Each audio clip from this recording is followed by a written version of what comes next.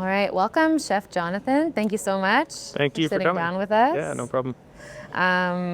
Would you introduce yourself to people that might not know you, where we are and what you do? Yeah, for sure. So right now we're in Joni Restaurant, and I am the executive chef of the Park Hyatt Hotel. Yeah. Amazing. How long have you been with Park Hyatt? Yeah, so I joined the team as part of the pre-opening team here, April 2021, so about 4.5 years now. And then I took over as executive chef about 1.5 years ago. Wow. And can I ask how many restaurants that requires, or how many restaurants are overseen, or? Yep, so in the hotel we have 2 venues, Joni, which is our main restaurant, and we do breakfast, lunch, dinner. We do afternoon tea, we have a tasting menu at dinner, we do a little bit of everything. And then Writer's Room, which is our rooftop bar, and that's open for lunch 4 days a week and dinner 7 nights a week. And that's more of like a sharing menu and cocktail bar. And how, in terms of the tasting menu, I'm curious because every chef seems to have their own way of sort of looking at that experience. Do you find that you have, like, seasonal, I'm sure it's seasonal, do you sort of like to explore monthly or, bi-yearly or anything? Yeah, definitely. So I mean, Joni, as a restaurant, we like to work as locally as we can, a lot of Canadian and Ontario products. And then our tasting menu is our way to work super hyper locally and hyper seasonally. Because Canada has such short seasons, we can't always put a dish on the menu because we know, oh, this vegetable is only going to be around for 2 or 3 weeks or 1 month. And we change our menus, our a la carte menus here about every 2 months in Joni. So with the tasting menu, we switch it up. It might be a dish a week, might be 2 dishes a week. Sometimes we might change all 5 courses.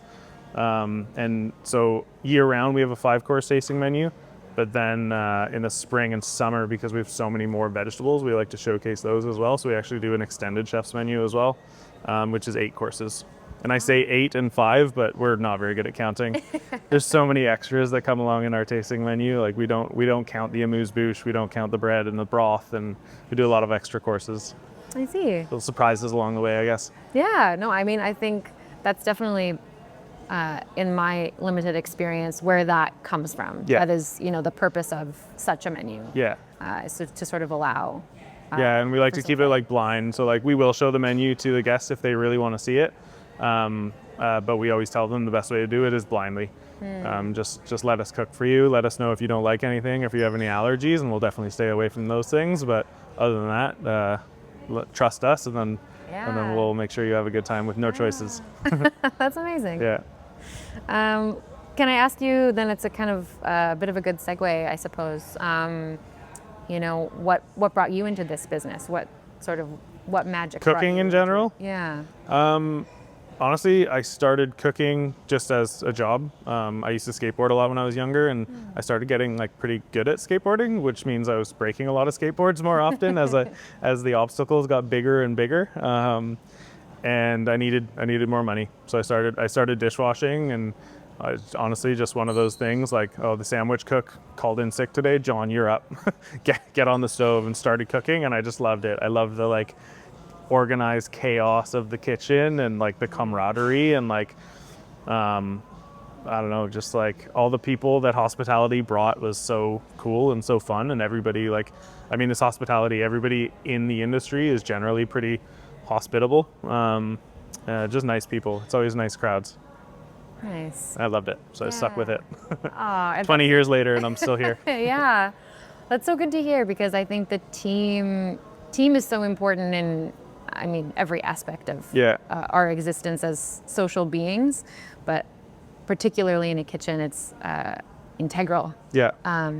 Not only that you have the best team around you, but that you have the best environment that team can work in. Yeah, trying to build a good environment is honestly pretty easy. At the hotel, this is the first unionized environment I've worked in, and every other chef that I talk to, they're like, oh, it's unionized, is that hard, is that bad? It's no, just don't be a jerk. Don't be mean to your team, and you won't have any problems. We've never had any union issues or any I mean, there's arguments in kitchens and like, but like we aren't assholes. We don't yell at people. Like you have to discipline some people sometimes, but we only do it fairly. Absolutely. And not in like a mean, degrading way. Like we've all seen The Bear and other chef shows where they're just like berating people. Like there's none of that in our kitchens, and it's like I don't think there's. I mean, there's definitely still some of that around in kitchens in general, but it's a bit passé. I think a lot of people are over it, and a lot of people just don't accept it anymore. Absolutely. I'm happy to hear that. I think finding the best way to get the best out of people, especially like as someone in leadership, is always a challenging part of the job because I mean, perhaps you did learn it from someone, but it's kind of a bit of a journey. Yeah, it's like one of the hardest things to do when you're becoming a leader is to like figure out and like it's not always just like this person learns this way or this person reacts well to this. You kind of need to learn how to push everybody in a good way, and some people react differently. Some people do react good to a little like, hard pushing, and other people like need to be, babied a little bit, and that's just the way that they thrive, and that's okay. Like that's what is kind of like the puzzle piece is like trying to figure out like how do we get these people to do the best, and like happy team creates the best food. So Absolutely. I'm curious to know if you've or perhaps an experience that comes to mind for you that was particularly unforgettable, on the dining side, where you were a customer. Yeah, I mean, lots off the top of my head, but the one that like anytime anybody asks me about my favorite dining experience as a whole, I'm always brought back to Blanca. It's a 2 Michelin star restaurant at the back of Roberta's Pizza in Brooklyn, and it's 2 Michelin stars, so it's fancy. But like it was such a casual environment. Everybody sits at a counter. You're looking at the kitchen. The server and the sommeliers serve you from the kitchen side as well. And it's in Brooklyn, so they're just like they're just super cool. They made that like fine dining experience just super comfortable, and like the food was amazing, and the stories around the food were amazing, and the service staff was amazing. I was also there with 2 of my like best friends. So like it was just such a good experience, and they knew we were industry, so they were like topping up the wine, and we actually stayed with them after the restaurant closed and like finished all the open wine. And then we ordered a pizza from Roberta's, which we definitely didn't need, but we just wanted to eat it anyways. But that's what I always say is like my favorite dining experience. And this was 5 years ago, and it's still one of my favorite dining experiences to this day. That's beautiful. I think that's intrinsically what sets those dining experiences apart from each other, because of course we're very fortunate to exist in the realm of being able to have probably multiple, multiples of those experiences, if that makes sense.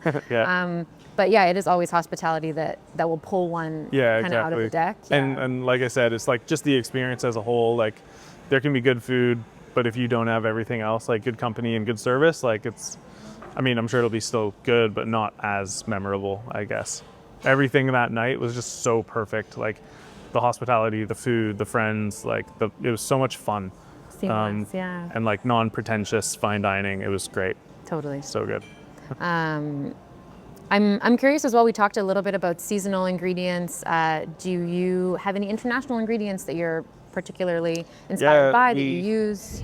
Yeah, we try to use local in Ontario as much as we can, but we don't use it as like a strict rule. We do still use like lemons. I love truffles and I love caviar, so we're not going to not put it on the menu, and our guests love truffle and caviar as well. So those are some of our top ingredients that we use internationally. We're so excited to be in the kitchen with you as well today. Yeah, it's fun. I'm curious, what do you have in store for us? Have you? So we're going to do a couple snacks that we're running on the tasting menu right now. One of them is a little tart with trout tartare, and on top of it we have some ponzu cured trout roe. It's delicious. It's super light and refreshing, and just like a big punch of big flavors right to start the meal off. And the other one is kind of like a fancy take on a nostalgic snack of mine. We do a fancy Ritz cracker. So we make cheddar cracker with like an English cheddar filling, and then we top it off with a black apple puree and black truffle. And it's just like it's so nostalgic for me at least, and that's the way I tell people at the table like what it is. This is our fancy Ritz cracker, and you see people either like not understand what I'm talking about or just like light up because they used to eat Ritz like cheese crackers as well. Yeah. And then we're gonna do a scallop crudo, which is like a version of one that we're doing on the menu right now, which is with a buttermilk sauce, some tapioca pearls, and then a big spoon of caviar on that. And then what else do we have? Oh, we have one of our brand new black cod dishes, and that's like super summery. We're doing it with a lemon beurre blanc, some zucchini, a stuffed zucchini blossom, some caviar, and then the lemon beurre blanc is also split with a little bit of olive oil as well. Like very light and fresh and summery. It's such a tasty like light dish. It's really, really good. And then ended off a roasted chicken dish. So roasted chicken with my favorite like summer combo of chanterelles, corn, and black truffle. It's just like we have to have a chicken dish on our hotel menu, so we always try to pair it with things that are like kind of like classic. And like summer, like when you see corn and chanterelles coming, I always think like chicken, truffles, corn, and chicken. It's so good. It's so delicious. So excited. Yeah. And then I guess my last question for today, in the same realm as this, is is there anything particularly inspirational for you right now that you find is, flavoring, excuse the pun, new dishes that you might be working on as we kind of move into fall? We're always like working on new dishes. I try to have all of the sous chefs testing something. Whether it's for a new menu or just like playing around with it or putting it on the tasting menu. So we're always testing things. When we start talking about fall, the first thing that comes to mind is pumpkins and squashes. We have 6 months of winter coming, so I haven't thought about it yet. But our squash dishes are truly special. We always do like a vegan one. We always do like some sort of pasta with squash. So yeah, those will be, I'll be looking forward to come fall.